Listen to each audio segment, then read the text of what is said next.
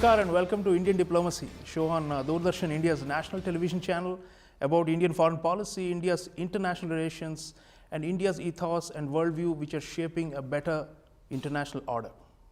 Viewers, this is a special episode focused on a special book, Why Bharat Matters, authored by India's External Affairs Minister, Dr. Subrahmanyam Jaishankar. This book is about India's civilisational ethos, its culture, its essence and its values, its national identity, and how it's influencing its foreign policy and rising stature in the world. And viewers, this is a special episode because the author of the book himself, Dr. Jaishankar, is with us, joining us on Doordarshan. And let me welcome esteemed External Affairs Minister. Thank you for joining us, sir. Well, thank you. It's a great pleasure, as always, to be in Doordarshan and to be with you. Why Bharat Matters? First of all, many people wonder how you take out time to write books, but then you're a scholar diplomat, and we all know how much effort you put into the intellectual side of foreign policy, and that's what we are seeing in this book, sir. So to begin with, everyone is curious to know about the title and why you used the word Bharat rather than India, because your previous book was called India Way. And so why not why India matters, and what's the difference conceptually, while both terms are used synonymously? And in your view, and especially in the Narendra Modi era, how has Bharat emerged to the fore? And please tell our audiences what you, as an author, envisage by Bharat, and how has it come? And especially in the international audiences, how are people responding to this? Because we saw Prime Minister display the Bharat nameplate during the G20 summit. You yourself addressed the General Assembly at the United Nations saying Namaste from Bharat. So how has the reception been there? So two questions to start with, sir. Well, before I come to the two questions, let me say, in a way, it wasn't that hard writing a book for this reason. Foreign ministers are required to speak quite often. And I've always written my own speeches. So if you actually are in the habit of writing and formulating and conceptualizing, then it takes a little bit more discipline to instead of doing a speech, you gel a lot of that into something longer. Why Bharat? Because a lot of people ask me exactly this question, comparing it to my earlier book, The India Way. I put it to you, to the average person, average citizen of this country. I think most people would agree that Bharat has a certain ring, a certain connotation. And it means, in a way, a certain authenticity, a certain cultural reaffirmation. I would say a degree of self-confidence, self-assurance. So it's a kind of like, look, we are coming into our own. We are who we have been in history over millennia. So if I were to take even the last 5 years, to me, the reason why I've used consciously the term Bharat with all the connotations which I have explained to you. One, of course, is I feel we've come through really a very testing 5 years, very big challenges which we've handled with a great deal of self-confidence. The biggest challenge was COVID, but we also had the Article 370, both as a decision and managing its implications. We've had, I would say, in many ways, almost unprecedented challenge vis-a-vis China. And we had a global issue which is still continuing, like Ukraine. So if you look at how we have handled all of these, I would say in many ways that self-assurance is better captured by the word Bharat. The second is, it's very complicated, it's become a much more complicated world, because to all these problems which I'm adding, there are we've also had, since last October, a very troubled situation, the conflict in West Asia. So if you look at the volatility, the polarization in the world, the very bitter arguments in the world, we've also emerged actually as a I've used the term Vishwamitra. Yes. It's a term which Prime Minister has put in our diplomatic lexicon, where we have actually harmonized, bridged, mediated in different ways. And the prime example of it was the G20. Yeah. That you had a situation where the Western Bloc and the Russians, they were so far apart, and you also had this very bitter sort of almost anger from the global South. So to bridge the North-South divide and the East-West polarization, that also required a lot of self-assurance and a lot of skill and a certain, I would say, an Indian Bharatiya ability. An inner force, Almost I would say a kind of a cultural ability to get everybody around the table and create that kind of sarvasahmati, which actually we saw in the G20. And I think, it's just not me saying it. If you ask people in the world, I think most people were really very impressed, almost amazed by the fact that we were able to pull it off. Then there are, I think when it comes to Bharat, the ideas of Bharat. If you look at today, what are the big issues in the world? We come up often with ideas and solutions, which is quintessentially drawn from our own experience and our culture and our traditions. And I give you 2 or 3 examples. Take, for example, how much the International Day of Yoga has spread. It is today, there's not a country, there's not a society in the world which has not embraced it, and how readily it has been accepted as a wellness, as a universal, yes, absolutely, value. A second I would give you is actually the propagation of millets, which again was something which Prime Minister Modi led from the front. And millets, Shri Anna, is mota anaj, which people call, is something which is deep in our history. All of us, our forebears, our grandfathers and great-grandfathers and grandmothers and great-grandmothers, they all ate millets till wheat came into our lives. And if you see today, it can be grown in arid areas, it's grown by the small farmer, it uses, its carbon footprint is less, its water usage is less, it is more nutritious. So as a contribution to food security, at a time when there was actually a cereal shortage in the world, hunger has been growing, hunger has been growing, globally. and actually inflation, food inflation has been rising. Or if you look even at sustainable lifestyle, the Western view of sustainable lifestyle is shift away from coal. But the way we have looked at it, and Prime Minister conceptualized it in Mission Life, which is each one of us actually through adjustments of our personal lifestyle can make a very important difference. So one part of it, as I said, is the self-confidence. One part is the ability to gather people. One part of it is actually to table your own ideas. One is actually to shape the agenda. If you again see the last decade, but particularly last 5 years, you look at today how much the debate on terrorism has changed, how much the debate on climate has changed.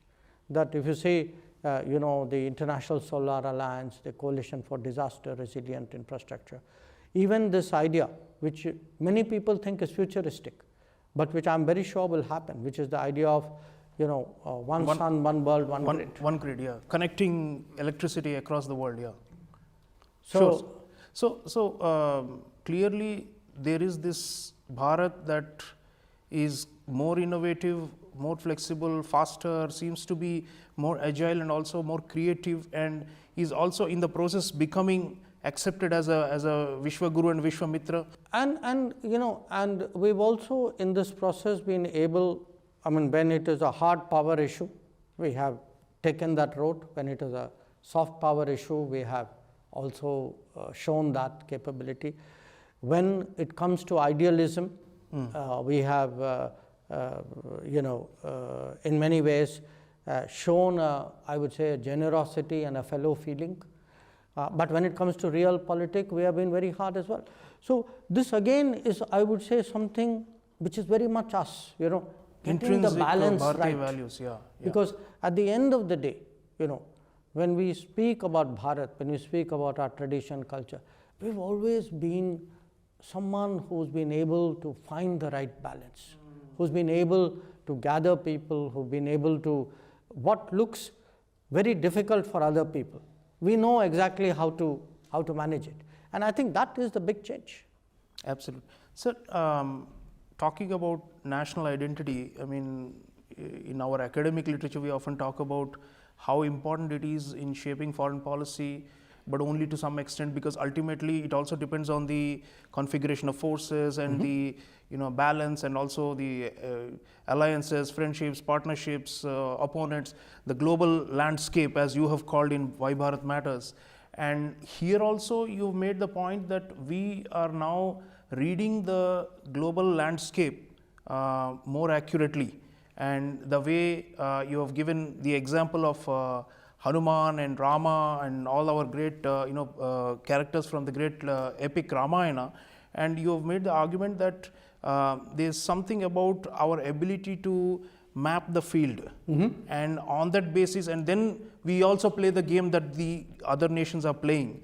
So tell us a little bit about this, sir, because the way we have been reading the situation, one of the arguments in the book is that in the past we had misread actually the global scenarios and made strategic errors, and also in terms of our policy it was just not right.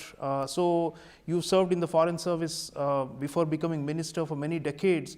So you've seen the evolution of post-independence foreign policy quite closely, especially the second half of post-independence foreign policy. So how is Bharat better able to read the situation? You've given so many amazing anecdotes and extrapolations from the Ramayana to make this argument that we have that capacity to discern the situation. So how do you think that has been happening, sir, in the Modi era?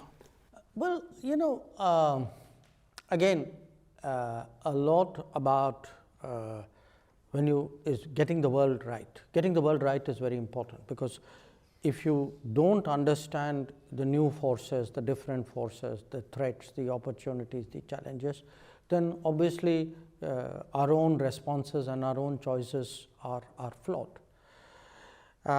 I've at various points of time referred to characters in the Ramayana in very, very different ways. I would say there is somebody like Lakshman, and I've made the case that every Ram needs a Lakshman, someone who will counsel, someone who will share, when you are sort of very emotional, who will cool you down, when you are down, who will raise your morale. I mean, the idea of someone who's balanced. So mind you, actually in the epic, Lakshman is a person with a very strong temper.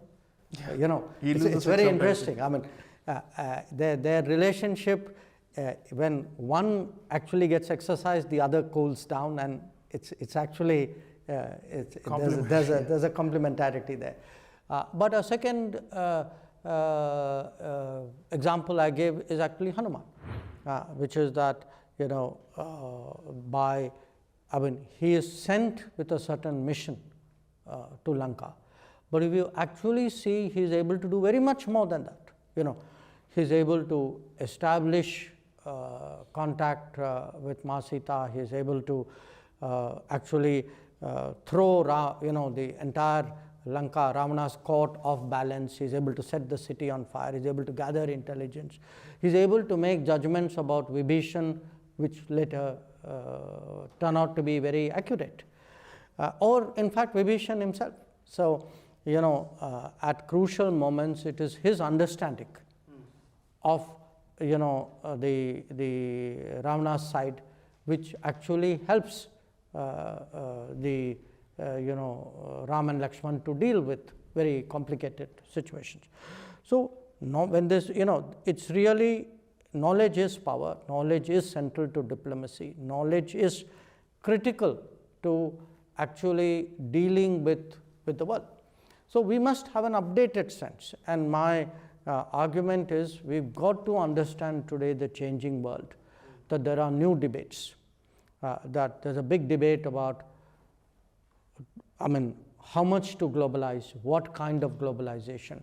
There is a debate about where can you hedge and where can you not hedge.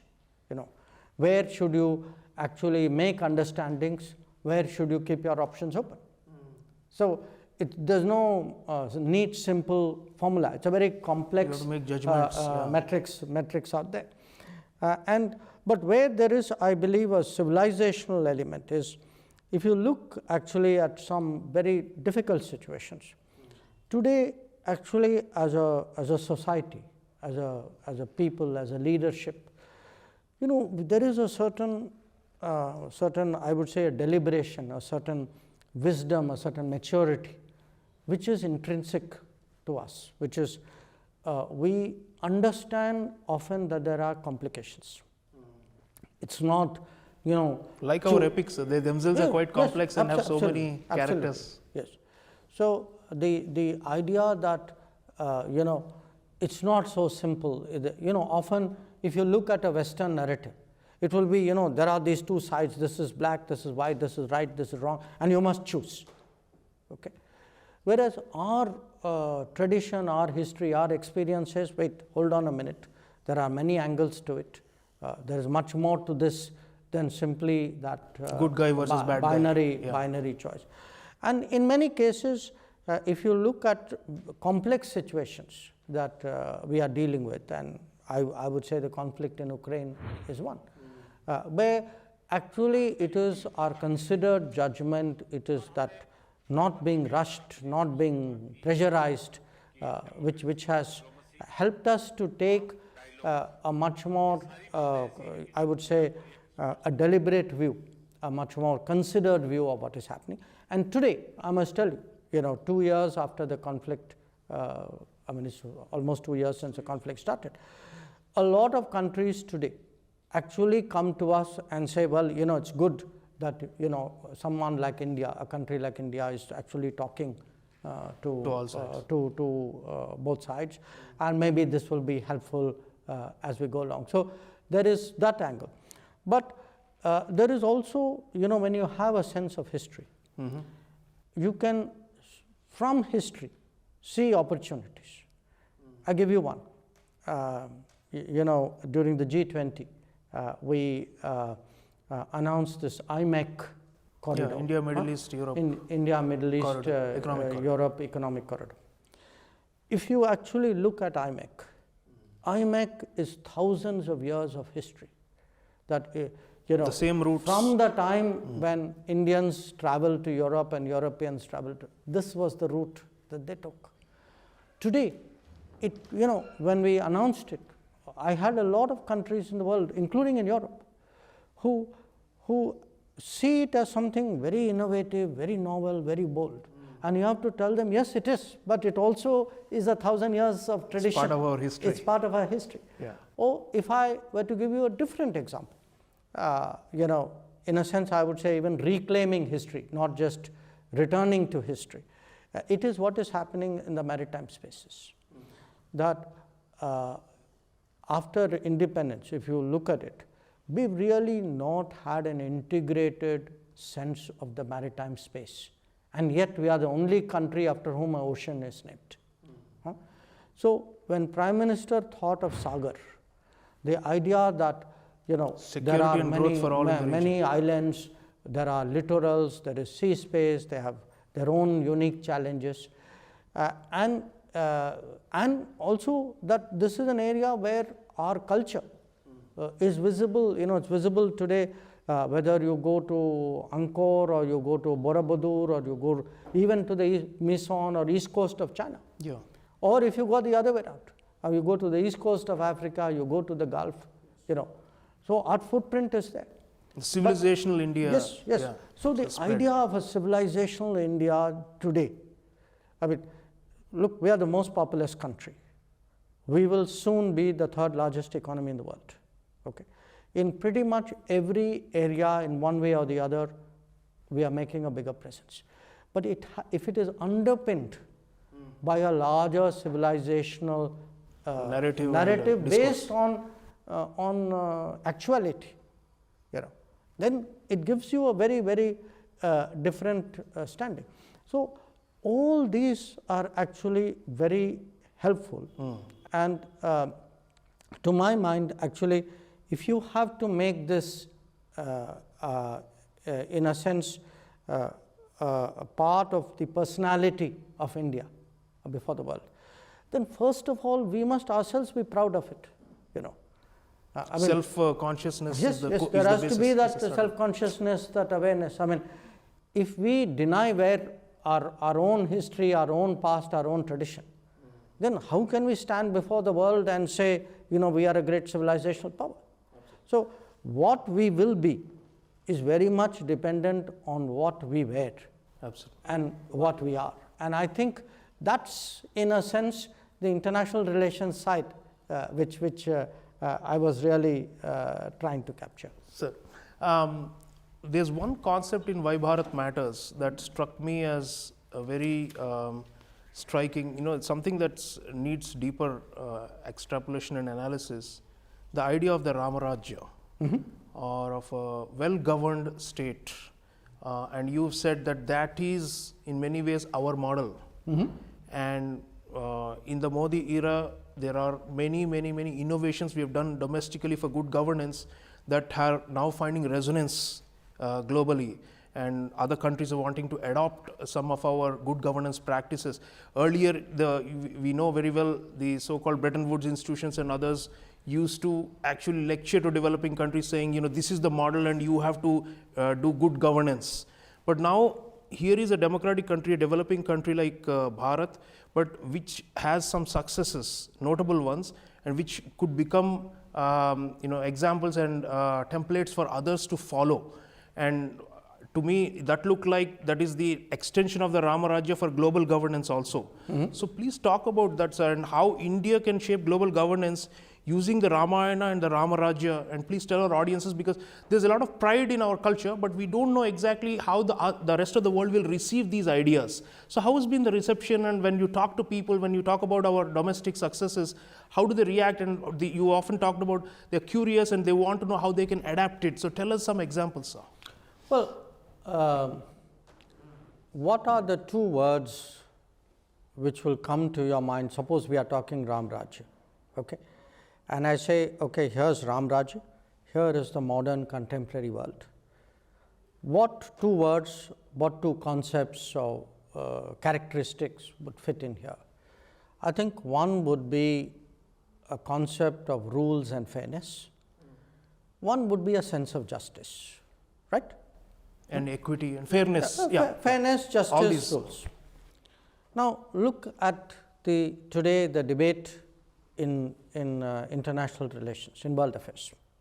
What is the term which is used? Rules-based order, rule of law. Okay.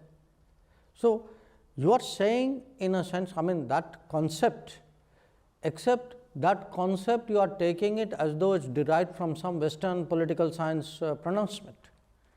I am trying to remind you, saying it's deep in your own history, that it is actually embedded in us. Because at the end of the day, what is a global order?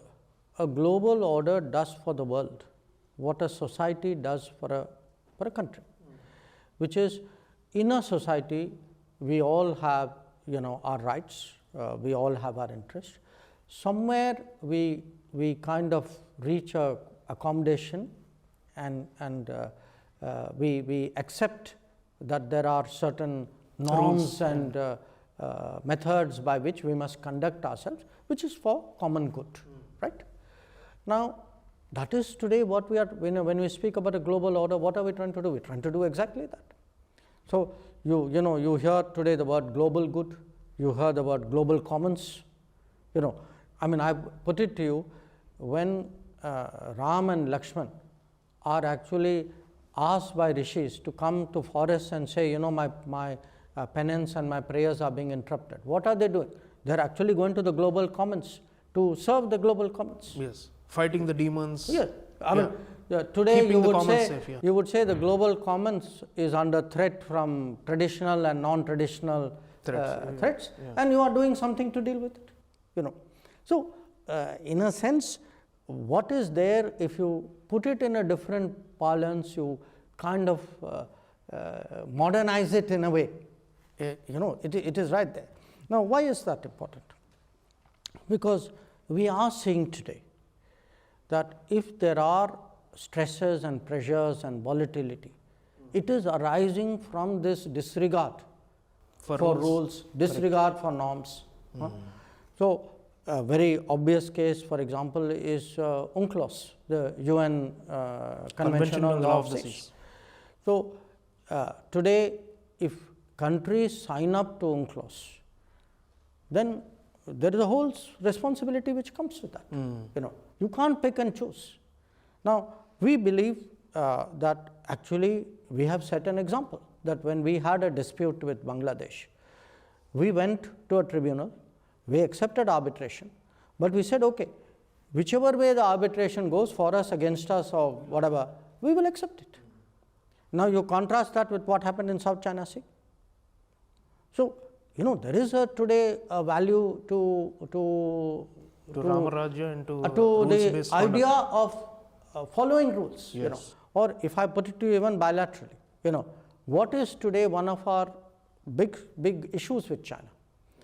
The fact that we had agreements in 1993 and 1996, which forbade us to bring large forces to the line of actual control. Now, if you know, you violate it without an explanation, or credible explanation certainly, then, you know, how do we then conduct a relationship where the basic adherence to norms and to, in this case, to written agreement is not there. So, one part of it is that. The other part of it, I would say, when it comes to justice, I will look at COVID.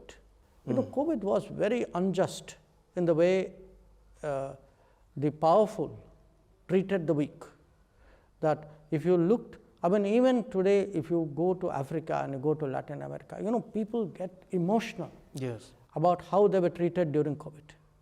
That the vaccine problems, the medicine problems, the travel restrictions which were put on them. Now, when we speak about justice, I think we actually lived up to our tradition by doing vaccine Maitri. And, you know, I think it should, if there are today, let us say, 50 odd developed countries in the world, whatever, 40, 50. I mean, they should be asking themselves, why is it a country, a developing country, below $3,000 per capita, was willing to send vaccines out, even when it was vaccinating its own people? Yes. Whereas you had much richer countries, more powerful countries, who were hesitating. And they had export bans and all these things, restrictions. To do so. Or I think, okay, if you say, okay, COVID is an unusual period, put that aside. You know, today, one of the fundamental problems in the international economy is what we may call an over-concentration. That manufacturing is centered in a few locations. That over-concentration is being leveraged in different ways. So, the rest of the world today is finding that its own manufacturing is being eroded. It's not able to compete against subsidies. That they often, whether they are a resource supplier, whether they are a market, that they actually find themselves at the mercy of others. So, today, how to democratize production? Because when we speak about justice, you know, one of the problems today is globalization. Globalization is seen as unjust. In the world, the developing see globalization is not benefiting them. Even in developed countries, there's a backlash. The working class, the middle class feels globalization. So, you know, I don't want you to think of Ram Rajya as some kind of very noble, ephemeral, you know, kind of dream world. There is sound common sense in Ram Rajya.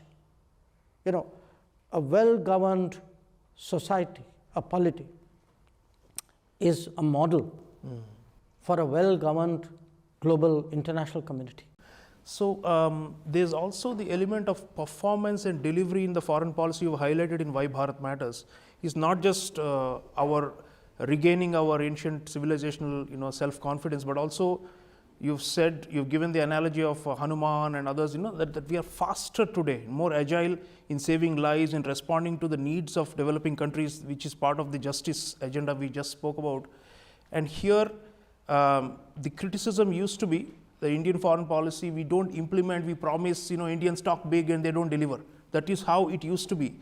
But in the Modi era, we have made it much faster, speedier, and the beneficiaries on the ground, you have mentioned 78 countries where we are doing connectivity, infrastructure, socio-economic development projects. There, Bharat seems to be delivering, sir. And this is different. Like Hanuman, we are, if required, we'll pick up the mountain and we'll go and save lives. So that kind of Bharat we are seeing when there are disasters with humanitarian action and disaster, HADR actions. All these are now, we are the first responder in many of the cases. And even slower long-term sustainable development goals of many countries, we are helping them achieve their goals while we are also doing these. So what is this about Bharat which is so agile and fast, sir? And what have we done in terms of our administration and in our governance, in our approach to foreign assistance especially, where it's moving a lot faster and is satisfying people around the world that yes, finally India is delivering? Well, I'm glad you asked that because, two phrases which Prime Minister, you often hear him use. In English, it is often that we should be the right mix of tradition and technology. In Hindi, it is that we should be a mix of virasat and vikas. So you often hear him say that. So till now we have been talking of tradition and virasat, so let us talk of technology and vikas. I think number one, your improved domestic efficiencies also reflect outside.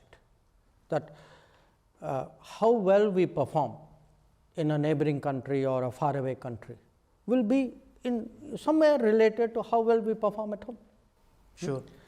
So what we have seen in these 10 years is actually a very major improvement in our own capabilities. But that's not enough.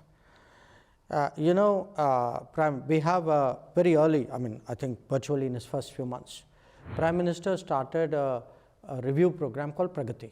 So what happens in Pragati is a certain number of projects, different domains are picked. Originally, it was largely a domestic development review. And then he himself directly kind of interrogates people, what is the hold up, why hasn't it happened, why is there a cost overrun, So it's had a tremendous effect in actually, when Prime Minister personally does that kind of oversight, you can imagine what it does to a bureaucracy.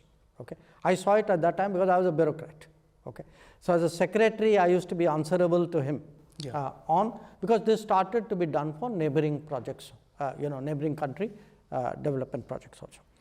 Now we adopted that, we internalized it. So once partly he started monitoring it, but I also instituted it within the ministry. So like we spend a weekend saying, okay, let's sit down and look at everything to do with Nepal. Let's look at everything to do with Sri Lanka. Where are we on this? Let's do a Latin America brainstorming. Let us see what is happening in the Pacific Islands. So what has happened is, if you look at projects today, the projects are moving faster, partly because we have, also learned to plan it better, conceptualize it better, do much more integration within the government. We are better resourced, we do that budgetary planning. Our mode of execution is more efficient. So, when I look at the world, starting from our own neighborhood, for example, I remember the first time, one of the early times I went to Nepal, and the first, my carry away was the fuel shortage that they had, and and also the very cumbersome way by which these trucks with fuel used to go up there. Now, we actually sat down with them and worked out a pipeline. That pipeline from Motihari to Amlekanj is a reality. It gives them petroleum at cost, on a kind of a efficiency which comes out of refining in India. It's actually been a game changer. Similarly, they had initially electricity shortages, power shortages. So again, we did a transmission line. That transmission line today is helping them to export power to India. Or if I take you, say, to Mauritius, I remember in 2016, I think, we agreed to do a metro. Today, that metro in Mauritius is a model project. When people think of India in Mauritius, they think of that metro because it shapes your image. I was in Tanzania last year. We are doing the Jal Jeevan mission in India, where we are connecting all houses to piped water. We are doing exactly that in Tanzania. There are 28 towns to which Indian companies today actually are taking the water. So imagine in a place like Nepal, if your image is connected with petrol diesel delivery or power exports. You are a friend in need. In Mauritius, you are connected with a fantastic metro project. In Tanzania, you are seen as provider of water. In Mozambique, I actually went and where they have this congestion in the capital. So it was interesting. They looked at Mumbai and saw how suburban trains worked. So we did a suburban Public train project. transportation, I personally rode on that. You traveled the train, we saw that. And in Guyana, we actually delivered a ferry below cost before time. And that ferry has been such a sort of game changer for travel to islands, and travel from point to point on the coast. So today, actually, one part, the world does see the change in India. Okay, every visitor who comes today asks me about, they say, oh, the last time we were here, I had a British Labour Party delegation.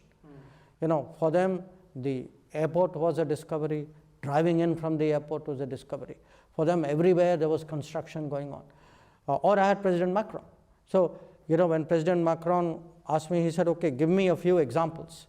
I actually told him, I said, look, we are building close to 30 kilometers of highway every day. So you could see his eyes kind of, or if you tell people that every year we are adding 8 new airports. And so, talking of President Macron, Prime Minister showed him how our digital payments work in the Chai Pe Charcha and all that in Jaipur. So what has happened is, one part of it was the tech image. One part of it is we are doing, our ease of doing business, investment climate is improved. But a big part of it is today India as a project executor. That is, and this has actually shaped a global image of India. Different governments actually, even for tenders, they take Indian a company today which will execute a project has built a reputation. Tomorrow, it may not be a line of credit, but that company will be taken seriously there because by now they made a name. So it has helped us brand ourselves better. It has been good for our employment and our project exports abroad. But most of all, I think it has been in a way a test that we have ourselves set for ourselves, that we have shown today that as a expanding economy, as one with greater strengths, that we are capable of doing first class work across the world. So one of the highlights of Why Bharat Matters is the essay about the roads that were not taken. Yes. And this many of us have read and have been wondering, because the counterfactual is an important way in history to establish that we had a choice. Sometimes people say that it was a Nehruvian era and he dominated everything, and then so India went in this path and that was the only path. But you have shown that there were alternatives after independence. The approach we took to the world, especially towards our adversaries and all that. So on that, you have shown that from Ramayana and Mahabharata to Kautilya to contemporary Shyama Prasad Mukherjee, B.R. Ambedkar, you also mentioned Sardar Patel. These greats were already envisaging an India that is tougher and more muscular and is able to push back adversaries and is able to raise the costs of their aggression towards us. It was a different approach which was unfortunately not fully taken on board. So on that front, you have tied a long chain of strategic thought going back millennia until 20th century. But now we are in the 21st century in the Amrit Kal, sir. Next 25 years, we are very hopeful that this new realistic lens that we have now adopted and by which we are counterbalancing our adversaries, we are strengthening our strategic partnerships. You have shown all of that in Why Bharat Matters.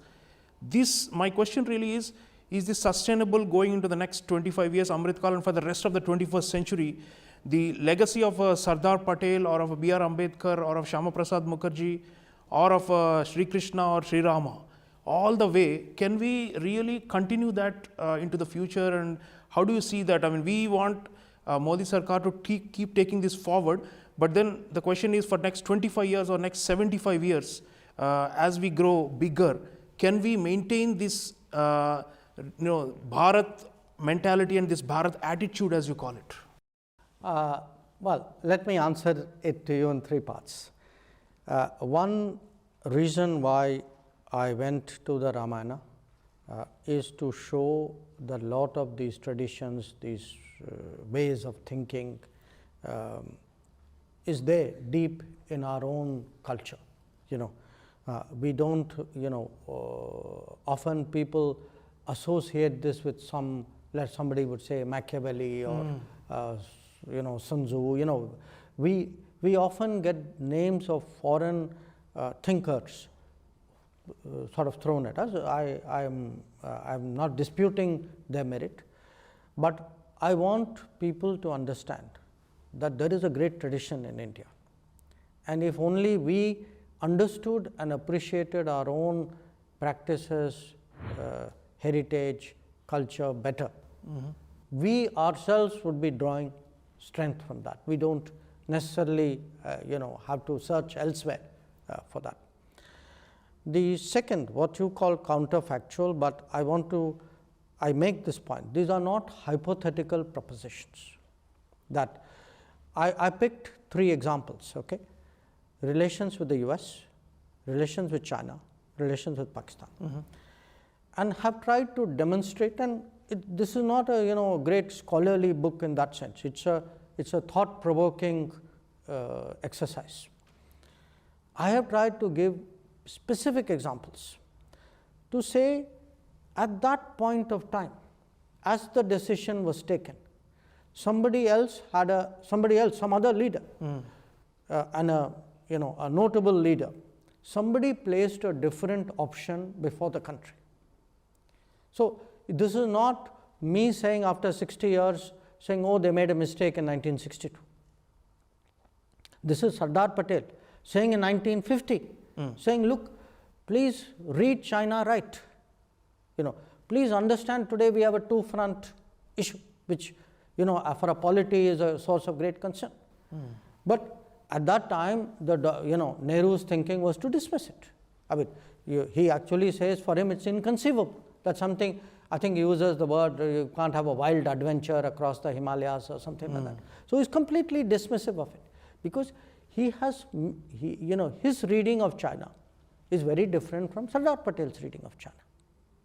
And subsequently, in different ways, it shows up. The fact that we go to we alienate the Americans by taking up China's cause so strongly. Look, if he had a view, somewhere that China's position was useful to consider, it's one thing. But to go to the extent of actually alienating a very powerful country for the sake of somebody else, from which you actually backstabbed you ultimately, yeah. From which you got nothing. And in fact, he uses even the phrase China first. Let us do China first in the UN Security Council. I mean, today we talk of India first. Look at the irony that we were actually talking China first. Now, if you look at the US again, see, there was a tremendous ideological suspicion of the United States. Now, again, to be objective, the United States also did many things. We should not discount it. The United States leant towards Pakistan.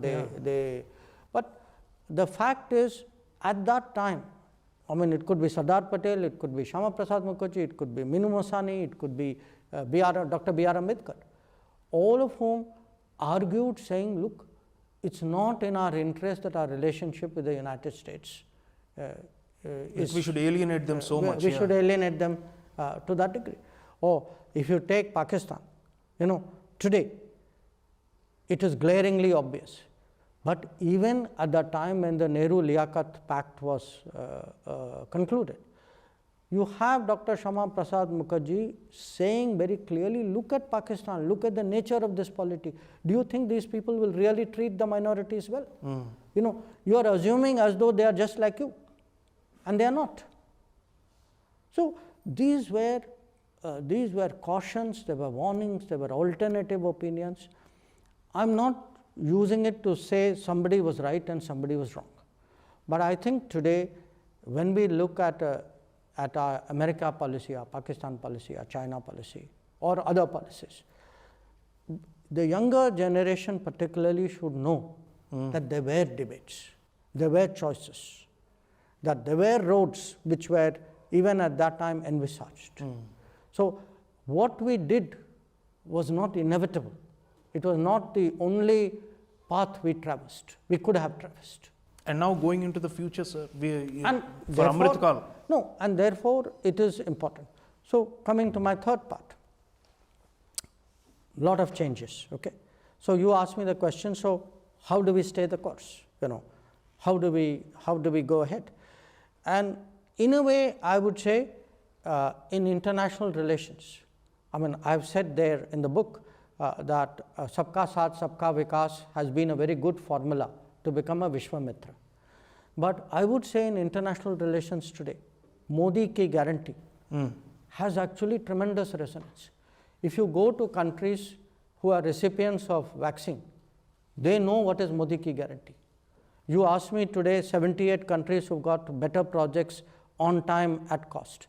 They know the value of Modi ki guarantee. So you ask Sri Lanka, that, for Sri Lankans who saw their economy literally melt down day by day, they know what is Modi ki guarantee. So this sense today that you have a country, you have a leader, there is a vision, there is a strength, and there is a view of the world which is a positive, helpful view, where there are questions of, underpinned by concepts of rules, norms, fairness, justice, equity. I think this, in a way, is what the book is about. And I'm very sure today, look, a generation that today has seen an Operation Ganga, a generation which saw how we responded to COVID. I think they know what the bar has been raised so high, it cannot be taken back or lower. There's no question of turning the clock back. For them today, when they travel abroad, I hear so many people say this, and they are very ordinary people, saying they feel so much better as Indians today, traveling abroad. They're regarded. The passport has higher value today. Yes, with greater respect. So I'm very sure, not only are we not turning back, but we are going ahead next 25 years, Amrit Kal. And beyond, sir. And beyond. So to close, during the Pran Pratishtha of the Ram Mandir in Ayodhya, Prime Minister Modi said that ye naye Kal Chakra ka arambha hai, a new cycle of time or a new era has begun. And that is the Bharat era as we see it. Now, what are the obstacles that you see, both internal and external, for this new era to continue and to fulfill its course and to meet our, great dream of India as the Vishwamitra, Vishwaguru, and as a leading power? Going forward for Bharat, we will stay the course, but then the question is, what are the obstacles? You gave the example of Sri Rama himself, and how many mountains and rivers and the obstacles at every stage in the Ramayana and throughout his life, and how he overcame them with fortitude and perseverance and all these qualities, and you want Bharat to also display those. So going forward, what are the obstacles, and how strong are we really, at our core, is Bharat to withstand these obstacles? I think we are strong. I think, look, we've had our ups and downs in history, but the fact that we are one of the few civilizational states today still standing there, holding our own in very competitive international relations, we should never underestimate ourselves. I think, again, to me, that is a change too. But will there be challenges? Of course there will be challenges. I mean, I think there will be challenges internally from people who have in many ways a different vision of themselves, of our future, of they their want to own, deny the Bharat itself, the word itself. yes, of interests. There will be, you see, when you are a pluralistic society, that pluralism, after all, what is it an expression of? It's an expression of a fundamental unity.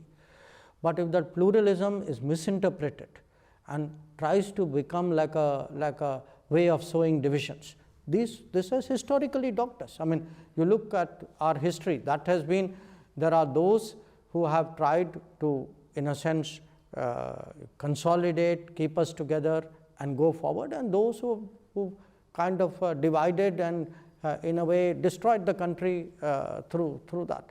So, but I think today in this era, it's very clear, which side is winning. The second is there will be international competition. In world affairs is a rough game, and everybody will try everything. But that's where reading the landscape and doing the right things at the right time, having the right relationships, figuring out the right challenges, finding the right solutions, that is the second. And third, of course, at the end of it all, we need that, to rise, to maintain it, we need a vision, we need a kind of a motivation, we need a leadership. So I feel today that if one looks at the domestic mood, if one looks at how we have handled international relations, when I look today at the quality of leadership and the ambition of the vision, I'm very confident we will go forward. Dr. S. Jaishankar, I want to thank you for sharing such valuable insights with our audience. Always an inspiring conversation with you, and I can tell you millions of people who watch Doordarshan, they've been waiting for this interview, and I'm sure they're going to quote from this. Thank you for writing Why Bharat Matters, sir, because people were looking for an authoritative figure to actually come up with something as intellectually strong, because we have a lot of people in our political class who are good at speeches and at mobilizing the masses, but haven't been able to penetrate the intellectual networks as much. But now we have this work. Now nobody can say that there is no cultural nationalist intellectual output or product that is there, and that all the high quality work comes from only one side of the ideological spectrum. Thank you so much for being on Doordarshan, sir, and we wish you strength. We wish you that you steer Bharat under Prime Minister Modi's leadership for many more years to come. Thank you so much. Thank you, Sreeram. Viewers, Why Bharat Matters from Rupa Publications is out. Please read it, especially after this interview. Some of you have already read the book, but then you may want to reread it after this special discussion with Dr. Jaishankar. Thank you so much for watching Indian Diplomacy, and I'll see you again next time. Until then, take care.